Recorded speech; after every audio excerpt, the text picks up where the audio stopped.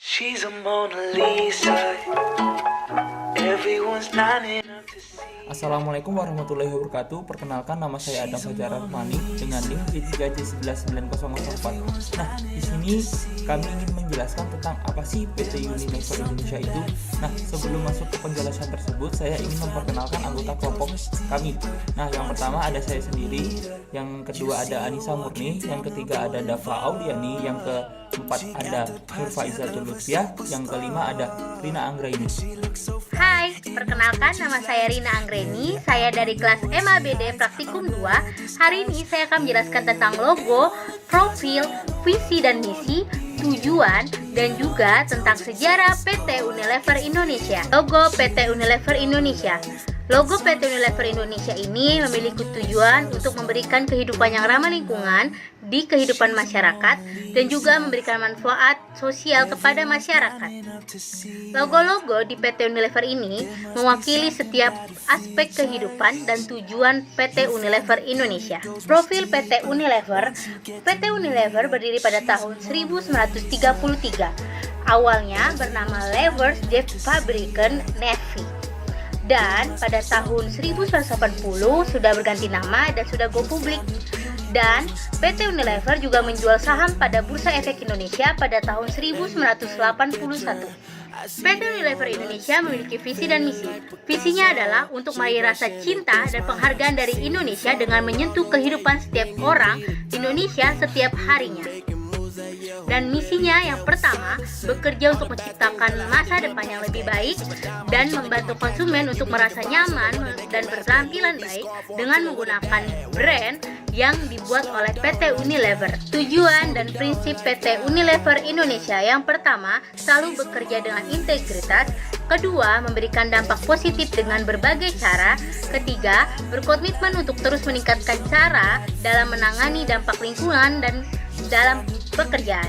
Dan yang keempat, memberikan aspirasi untuk mengelola bisnis. Sejarah PT Unilever Indonesia. PT Unilever Indonesia sudah berdiri pada tahun 1933, di mana PT Unilever Indonesia ini berdiri tepat di daerah Batavia.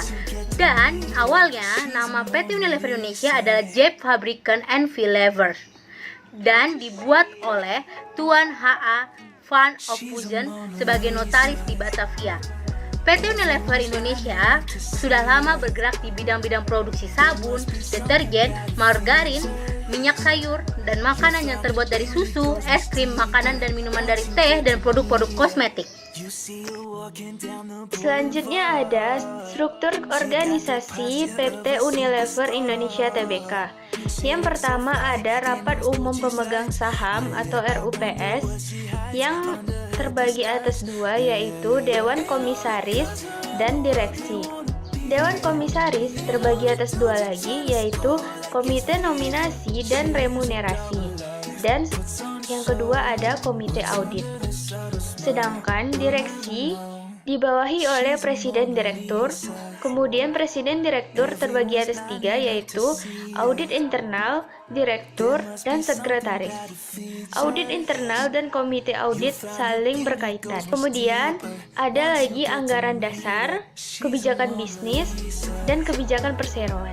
Terdapat dua laporan kinerja dalam PT Unilever. Yang pertama ada laporan kinerja manajemen dan yang kedua ada laporan kinerja sumber daya manusia.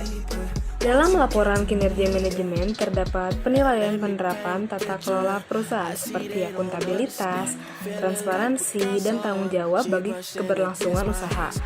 Nah, dalam 2019 pada PT Unilever terdapat peningkatan yang stabil di masing-masing bidang tersebut. Selanjutnya adalah whistleblowing system. Whistleblowing system adalah laporan internal maupun eksternal pada perusahaan yang menyangkut pada hukum. Di PT Unilever sendiri, pada 2019 tidak ada pelanggaran hukum yang dilakukan oleh PT Unilever ini. Tanggung jawab dan keberlanjutan. Aksi-aksi ini disusun oleh merek-merek Unilever Indonesia yang berlandaskan tujuan mulia membawa visibilitas yang lebih besar pada masalah-masalah tersebut dan memberdayakan konsumen untuk berpartisipasi dalam perubahan. Selanjutnya ada pandangan atas prospek usaha perseroan. Unilever Indonesia telah memberikan komitmen penuh melayani masyarakat untuk menghadapi wabah ini, terutama dalam hal yang berkaitan dengan produksi personal, hygiene, hingga food. Lalu kondisi ekonomi. Stabilnya mata uang, inflasi, dan suku bunga di sepanjang tahun memberi dampak pada sentimen konsumen yang relatif positif. Selanjutnya ada kebijakan strategis. PT Unilever Indonesia terus mendorong inisiatif yang merubah Unilever Indonesia menjadi bisnis dengan berdasarkan tujuan mulia serta relevan dan mampu bersaing untuk masa depan. Selanjutnya, perbandingan hasil dan target. Pada tahun 2019, PT Unilever menghasilkan pertumbuhan yang konsisten di atas pasar dengan capaian 5,8% selama setahun untuk pasar domestik. Selanjutnya, menghadapi kendala. Kendala utama pertumbuhan PT Unilever adalah masih lusuhnya pasar FMCG yang sedikit meningkat 2,5% secara keseluruhan pada tahun 2019. Analisis prospek bisnis dan strategi untuk 2020. Prioritas PT Unilever adalah untuk memastikan bisnis inti PT Unilever tetap kompetitif, terus melakukan transformasi portofolio dan cara PT Unilever masuki pasar, serta membangun tenaga kerja lokal yang telah dipersiapkan untuk masa depan. Yang terakhir adalah perkembangan tata kelola perusahaan. Pada tahun 2019, Unilever Indonesia mempertahankan posisinya di 10 besar secara keseluruhan dan 3 besar perusahaan di sektor non-keuangan, sektor yang memiliki tata kelola perusahaan yang terbaik. Selanjutnya ada laporan kinerja sumber daya manusia. Yang pertama, pengembangan pelatihan dan kompetisi. Pada tahun 2019, PT Unilever juga terus mendukung sejumlah karyawan untuk mengikuti pelatihan kualifikasi profesional seperti sertifikasi Chartered Institute of Management Accountancy. Yang kedua ada kesejahteraan. PT Unilever terus melibatkan karyawan untuk mewujudkan kesejahteraan yang baik dalam pekerjaan maupun dalam kehidupan rumah tangga. Yang ketiga ada pengembangan karyawan. PT Unilever Indonesia percaya bahwa kapabilitas paling efektif dikembangkan, diuji, dan tertanam di dalam pekerjaan. Yang keempat ada perencanaan perekrutan, retensi, dan sukses. Pada tahun 2019, PT Unilever Indonesia mengubah program pengembangan lulusan menjadi program Unilever Future Leader melalui kerjasama dengan Insit. Yang kelima ada manajemen dan penilaian kinerja. Melalui proses always on, manajer lini memberikan umpan balik yang terus-menerus melalui diskusi sehari-hari dan bukan hanya pada kesempatan tertentu.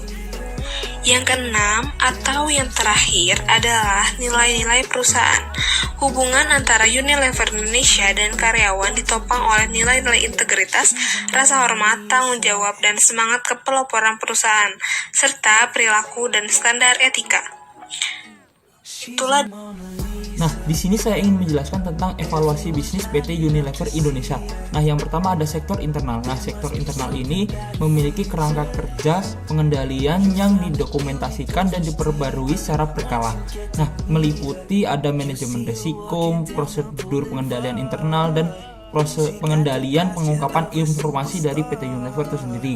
Nah, ada sektor eksternal. Nah, sektor eksternal ini merupakan operasional usaha yang berlandaskan pada sistem manajemen dengan persyaratan mutu yang sangat ketat. Nah, itu yang terdapat pada sektor eksternal. Nah, selanjutnya ada suara konsumen. Nah, suara konsumen ini yaitu PT Unilever mendengarkan komplain-komplain dan saran-saran dari konsumen-konsumen yang memakai produk dari PT Unilever tersebut. Nah, yang kedua ada pengadaan barang dan jasa. Nah, di sini PT Unilever harus siap sedia memberikan kebutuhan barang-barang PT Unilever kepada konsumen-konsumen yang memakai produk-produk dari PT Unilever tersebut. Saya Nur Falizati Lutfia dengan NJ 3J119200 permasalahan perusahaan. Adapun hambatan dari PT Unilever Indonesia Tbk yaitu adanya persaingan dengan perusahaan-perusahaan yang bergerak di bidang yang sejenis, dan upaya atau solusi dalam mengatasi hambatan tersebut adalah dengan mengadakan MT atau manajemen training dalam mencari bibit-bibit SDM yang berpotensi. Nah, di sini saya ingin menjelaskan tentang rencana pengembangan usaha dari PT Unilever. Nah, di sini yang utama yaitu ada pilihan portofolio yang dimana isinya adalah pilihan kategori dan manajemen portofolio aktif. Dan yang kedua ada pengembangan pasar, yaitu pengembangan dari rute pasar, yaitu pasar baru dan niaga elektronik. Nah, yang kedua ada manusia. Nah, di sini yaitu menarik bakat dan mengembangkan bakat manusia. Yang selanjutnya ada merek dan inovasi, yang dimana ada pendekatan terfokus pada untuk inovasi dan meningkatkan efisiensi DNA margin. Nah, yang selanjutnya ada daya gerak dan biaya. Di sini ada anggaran berbasis nol dan pas dasar dan overhead pabrik dan skala pengumpulan. Nah, sekian dari kami. Bila ada kurang lebihnya kami mohon maaf. Assalamualaikum warahmatullahi wabarakatuh.